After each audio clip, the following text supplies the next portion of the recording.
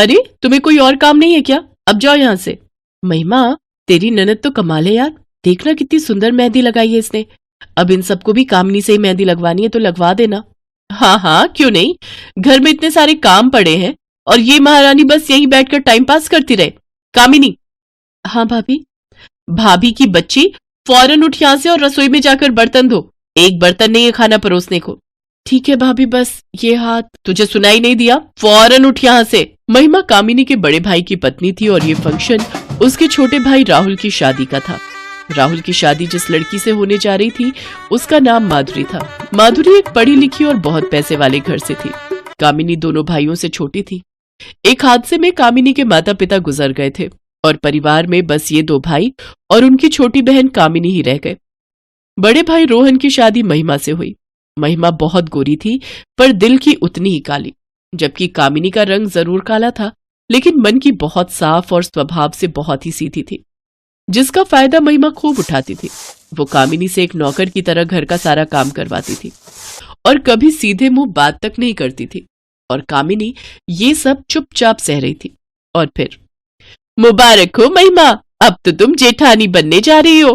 हाँ, पता नहीं कैसी देवरानी मिलेगी, देवर जी ने खुद पसंद की है। सुना है नई बहू बहुत गोरी है, तुमसे भी ज्यादा गोरी है क्या? महिमा ने उस औरत के सवाल का कोई जवाब तो नहीं दिया, लेकिन अंदर ही अंदर उसे भी इस बात की चिंता खाए जा रही थी। असल में महिमा का मायका भी अच्छा खासा अमीर था और इस बात का घमंड उसे हमेशा से था। कामिनी के काले रंग की वजह से वो हमेशा उसका मजाक उड़ाती थी और उसे दबा कर रखती थी, लेकिन अब नई देवरानी को लेकर उसके अंदर असमंजस था। दूसरी तरफ कामिनी को अपनी नई भाभी से काफी उम्मीदें थी। शादी का फंक्शन अच्छे से निपट गया और फिर, छोटी भाभी गुड मॉर्निंग। अरे कामिनी, तुम क्यों चाय बनाकर लाई? मैं बना देती ना। नहीं नहीं भाभी, रोज सुबह चाय तो मैं ही बनाती हूँ सबके लिए, एकदम स्पेशल वाली। आप पीकर देखिए ना। सच में बहुत ही अच्छी चाय है। और खाना खाना कौन बनाता है रोज? मैं ही बनाती हूँ, नाश्ता, लंच और फिर डिनर। तो आप भी जल्दी से तैयार हो जाइए शेफ कामिनी के हाथों का खाना खाने के लिए। अच्छा ठीक है। वैसे बड़ी भाभी वो कुछ नहीं बनाती, मेरा मतलब है खाना वगैरह।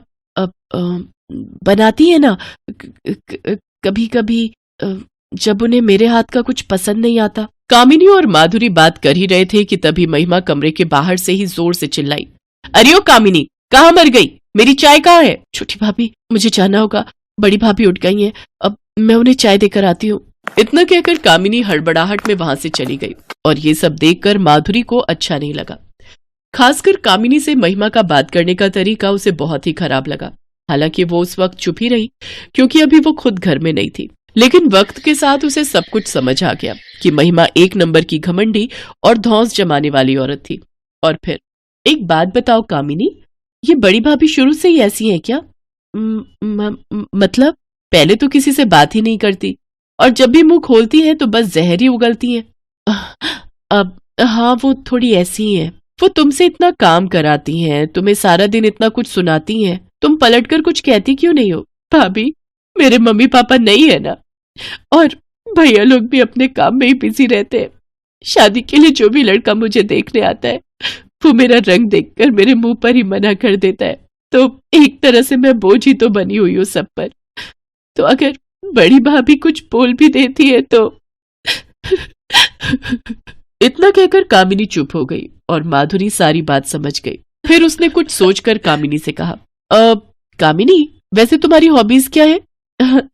भाभी मुझे ना मेकअप करना, मेहंदी लगाना और हेयर स्टाइल बनाना ये सब बहुत ही अच्छा लगता है। अरे वाह, तो तुम ब्यूटिशियन का कोर्स क्यों नहीं करती? करना तो चाहती हूँ पर भाभी उसमें बहुत खर्चा होगा और फिर घर के सारे काम ये कौन करेगा? अरे मेरी ननद रानी, तुम चिंता क्यों करती हो? तुम्हारी भाभी है ना, मेरे पास तुम्हारी हर मुश्किल का हल है। माधुरी की ये बात सुनकर कामिनी बहुत खुश हो गई। अब ये दोनों हमेशा साथ रहती और सारा दिन बातें करती, और ये बात महिमा को बिल्कुल पसंद नहीं आ रही। माधुरी ने अपने खर्च पर शहर के एक बड़े सैलून ट्रेनिंग इंस्टीट्यूट में कामिनी का एडमिशन करा दिया और फिर, भाभी आई लव यू, आप कितनी अच्छी हो। आई लव यू टू ननद रानी, बस पूरी मेहनत से काम सीखो फिर अपना पार्लर खोलना, और हाँ, मैं जब तुम्हारे पार्लर में आऊं तो मुझसे पैसे मत लेना, ठीक है ना? अरे भाभी आपको तो हमेशा मैं ही सजाऊंगी, खुद अपने हाथों से। इस बात पर दोनों हंसने लगी। शाम को कामिनी ने एडमिशन वाली बात अपने भाइयों को बताई तो वो ना तो खुश हुए और ना ही इस बात का उन्होंने कोई विरोध किया। लेकिन महिमा फौरन भड़क उठी। अच्छा, ये हर रोज तफरी मारेगी तो घर का सारा काम कौन करेगा? भाभी आप चिंता मत करिए, मैंने एक हाउसमेट का इंतजाम कर दिया है, वो कल से आकर सारा काम संभाल लेगी। अच्छा जी, और उसके पैसे वो कौन देगा? वो हम मैनेज कर लेंगे भाभी। ठीक है भाई, अब तो घर के सारे फैसले मुझसे बिना पूछे ही होने लगे हैं। सही है। इतना कहकर महिमा वहां से उठकर चली गई। लेकिन घर के सभी लोग उसका नेचर जानते थे। दोनों भाइयों ने कामिनी को ब्यूटिशियन का कोर्स करने की इजाजत दे दी और यहाँ से कामिनी के लिए सब कुछ बदलने लगा। पता है भाभी, आज सेलो में ना मेहंदी लगाना सिखाया। पता है, मेरे बनाए डिजाइन की सबने तारीफ की। सच में भाभी, अब तो चाहे मेरी शादी ना भी हो तो भी मैं बहुत खुश हूँ। अरे पर क्यों नहीं होगी तुम्हारी शादी? ऐसा क्यों बोल रही हो? अरे भाभी, हर कोई आप जैसा नहीं होता ना। सबके लिए लड़की का रंग बस गोरा ही होना चाहिए। मुझ जैसी काली लड़की को देखकर तो सबका मूड ही खराब हो जाता है। नहीं कामिनी, ऐसा नहीं है। रंग से ज्यादा इंसान के गुण मायने रखते हैं। और तुम देखना, एक दिन तुम्हें जरूर कोई ऐसा मिलेगा जो तुम्हारे गुणों को पहचान कर तुमसे बहुत प्यार करेगा और डोली में बिठाकर अपने साथ 7 समंदर पार ले जाएगा। माधुरी की यही बातें कामिनी को आत्मविश्वास से भर देती थी। वो पूरी मेहनत से अपना कोर्स कर रही थी। फिर एक दिन सैलो जाते वक्त रास्ते में कामिनी ने देखा कि एक कार सड़क हादसे का शिकार हो गई है और उसमें भयंकर आग लगी हुई है। उस कार के अंदर एक बुढ़िया मदद के लिए पुकार रही थी, लेकिन वहां मौजूद लोगों में से किसी में भी आग की लपटों के बीच जाने की हिम्मत नहीं थी। तब कामिनी ने हाथ में एक कपड़ा लेकर बहुत ध्यान से कार का जलता हुआ दरवाजा खोला और उसमें से बूढ़ी महिला को बाहर निकाल लिया। उस महिला की हालत काफी खराब थी। कामिनी ने फौरन एक ऑटो बुक किया और महिला को लेकर अस्पताल पहुंची। रास्ते में वो महिला को हिम्मत बंधाती रही और उनके घावों को साफ भी करती रही। फिर अस्पताल में चिंता मत कीजिए, माइनर बर्न है, मैं इन्हें देख लेता हूँ। तब तक आप काउंटर पर मेरे पास पैसे नहीं है डॉक्टर। जैसे ही कामिनी ने ये बात कही, उस घायल महिला ने फौरन अपने पर्स में से एक कार्ड निकालकर कामिनी को दिया और कहा, बेटी ये लो, इसमें मेरे पोते का नंबर है, उसे फोन करके बुला लो। उस कार्ड पर एक नाम लिखा हुआ था, राज सिंघानिया, जिस पर कामिनी ने बिल्कुल भी ध्यान नहीं दिया, बल्कि उसमें लिखे नंबर पर फौरन फोन मिलाया। और फिर कुछ ही देर में एक लंबी सी गाड़ी अस्पताल के बाहर आकर रुकी और उसके अंदर से एक हैंडसम लड़का बाहर निकला। वो भागकर अपनी दादी के पास गया। फिर सब कुछ जानने के बाद उसने कामिनी से कहा, मैं किन शब्दों में आपका शुक्रिया अदा करूं? नहीं, उसकी कोई जरूरत नहीं, आप बस अपनी दादी का ख्याल रखिए। आपको पता है, मेरी दादी मेरे लिए लड़की देखने जा रही थी। उन्होंने मुझसे भी साथ चलने को कहा था। अगर मैं उनके साथ चल पड़ता तो शायद ये हादसा नहीं होता। अरे हाँ, अब वो लड़की तो मैं देख नहीं पाई, लेकिन बेटा ये गुड़िया मुझे बहुत अच्छी लगी। अब तेरा क्या ख्याल है?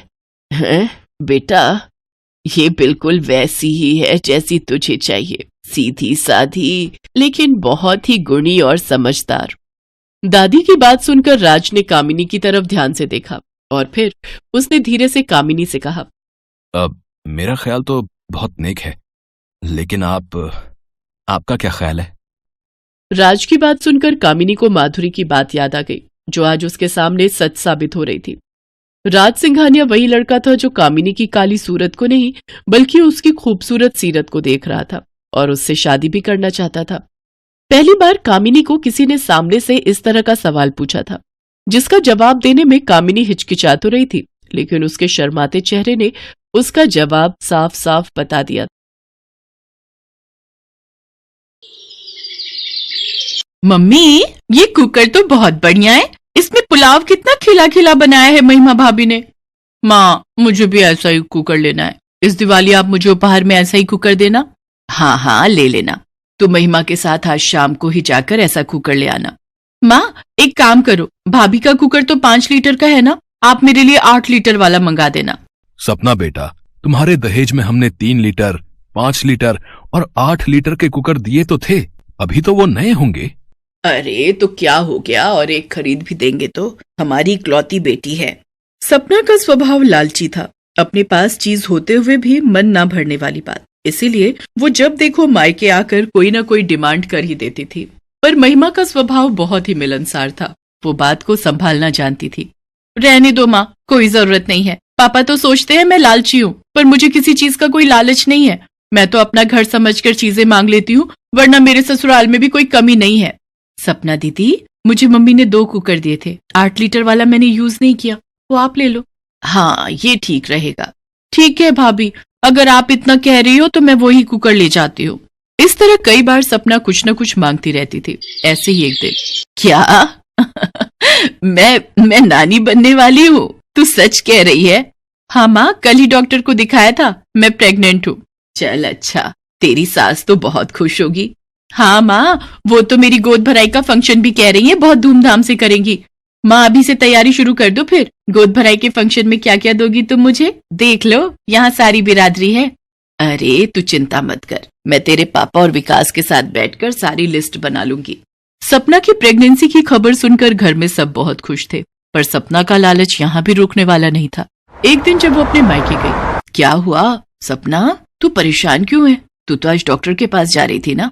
जाना तो था मम्मी, पर गाड़ी में तो टाइम लगता है, और वैसे भी डॉक्टर का क्लिनिक गलियों में जाकर है तो गाड़ी अंदर नहीं जा सकती थी। बाइक ले जाने लगे तो बाइक खराब हो गई।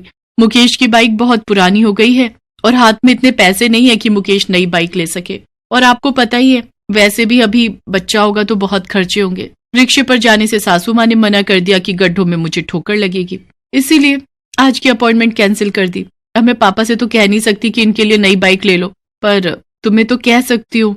तुम एक बार पापा से बात करके देखो ना, अगर वो मुकेश को एक नई बाइक खरीद कर दे दें। अरे कैसे नहीं खरीद कर देंगे, अब अपनी बेटी को परेशानी की हालत में थोड़ी देख सकते हैं। तू चिंता मत कर, मैं तेरे पापा को बोल दूंगी। सपना अपनी गोद भराई के फंक्शन को लेकर कुछ ज्यादा ही उत्साहित हो रही थी। वो बार बार कोई ना कोई डिमांड करने के लिए अपनी माँ को फोन मिला देती थी। माँ, फंक्शन में तुम सब टाइम पर पहुंच जाना। पता है आज क्या हुआ? क्या हुआ, तू ठीक तो है ना? हाँ माँ, मैं बिल्कुल ठीक हूँ। सुनो तो, ऐसे ही आज मैं जब सासू माँ के साथ बैठी थी, मुझे तो लगता है सासू माँ कहीं ना कहीं मुझे ही सुना रही थी कि उन्होंने ननद जी की गोद भराई फंक्शन में सोने का सेट चढ़ाया था। एक काम करो ना, विकास भैया के साथ जाकर किसी सुनार की दुकान से अच्छा सा सोने का सेट अगर मिल जाए तो। विकास आ जाए शाम को दुकान से, फिर उससे बात करती हूँ। सपना ने अपनी गोद भराई के फंक्शन में सोने का सेट, बाइक और ना जाने क्या क्या डिमांड रख दी थी। बेटी थी तो मना करते भी नहीं बनता था। पर एक सुबह जब विकास सोकर उठा, जी शर्मा अंकल, नमस्ते। क्या हुआ विकास बेटा, तुम परेशान क्यों हो गए? पापा, शर्मा अंकल का फोन आया है, हमारी दुकान का शटर खुला हुआ है, हमारी दुकान में चोरी हुई है। सब लोग दुकान पर पहुंचते हैं। गले में से रुपए गायब है पापा। बाकी किसी भी सामान को हाथ नहीं लगाया गया है। ये काम जरूर किसी दुकान के नौकर का ही है, जो इस बारे में जानता था कि गले में रुपए रखे हुए हैं। दुकान पर आज सारे नौकर आए हैं, पर चंदू गायब है। कल रात को ही उसने फोन किया था कि वो अपने गांव जा रहा है। इसका मतलब उसने रात को चोरी की और सुबह यहां से भाग गया। पापा, अगर आप कहो तो पुलिस को एक बार खबर कर देते हैं। नहीं बेटा, पुलिस को खबर मत कर, इस बात को यहीं दबा दे। वैसे भी सपना की डिलीवरी का पूरा टाइम चल रहा है, उनके घर में फंक्शन है, और अगर हमारे घर में इस तरह से चोरी के बारे में उन्हें पता चलेगा तो उनके रंग में भंग डल जाएगा। अच्छा नहीं लगता। अब जो नुकसान होना था हो गया, आगे से ध्यान रखना। अब क्या करेंगे? तुमने जो बाइक और बाकी सामान बोला था, हमने सोचा था उन्हीं रुपयों से सब कुछ हो जाना था, पर अब हाथ पैर कहाँ मारे, किसके आगे जाकर रोएं? तुम सपना को कुछ बताने के लिए भी मना कर रही हो। पापा, घर चलते हैं, फिर बात करते हैं। सब लोग घर पहुंचते हैं। महिमा सारी परेशानी देख रही थी। वो अपने सास ससुर के पास गई और एक बॉक्स उनके हाथ में देने लगी। महिमा बेटी, ये क्या है? पापा जी, ये मेरी शादी के जेवर हैं। अभी आप इन्हें बेचकर सपना दीदी की गोद भराई के लिए सामान ला सकते हो, और वैसे भी मैं इतने भारी जेवर नहीं पहनती हूँ। अगर कुछ चाहिए होगा मुझे तो मैं बाद में ले लूंगी। अभी हमें ननद जी की गोद भराई फंक्शन के लिए जरूरत है, प्लीज आप मना मत कीजिएगा। महिमा की बात सुनकर उसके सास ससुर की आंखों में आंसू आ जाते हैं, पर उन्हें पता नहीं था कि दरवाजे पर उनका दामाद यानी सपना का पति ये सब बातें सुन चुका है। वो वहीं से वापस लौट जाता है और जाकर सपना को सारी बात बताता है। माँ, पापा, भैया, भाभी मेरे लिए इतना सोचते हैं, और मैंने तो कभी इस बारे में सोचा ही नहीं कि उन्हें मेरे कारण कितनी परेशानी होती होगी। आज उनकी दुकान में चोरी हो गई, फिर भी मेरे बारे में ही सोच रहे हैं। मैं तो उनकी बेटी हूँ, मुझे समझना चाहिए था। मैं कितना लालच कर रही थी। मैं सचमुच कितनी लालची हूँ ना मुकेश। तुमने आज ये सच्चाई बताकर मेरे हाथों से कितनी बड़ी गलती होने से रुकवा दी। मेरे कारण महिमा भाभी के जेवर चले जाते। अपनों का तो आशीर्वाद ही कीमती गहनों और चीजों के समान होता है। सपना बहू, तुम चिंता मत करो, तुम्हारी भाभी के गहने नहीं बिकेंगे। हम भी एक बेटी के माता पिता हैं, हम जानते हैं बेटी के लिए फर्ज निभाना क्या होता है। तुम हमारी बहू नहीं बेटी हो, इसलिए तुम्हारी परेशानी हमारी परेशानी है। सपना, माँ पापा से फोन पर बात कर लो। सपना अपने माँ और पापा दोनों से फोन पर बात करती है। उसके बाद सब लोग गोद भराई के फंक्शन में पहुंचते हैं। महिमा भाभी, आप बहुत अच्छी हो। आप एक बहू होकर भी मेरे माँ पापा के लिए बेटी समान हो, और मैं एक बेटी होकर भी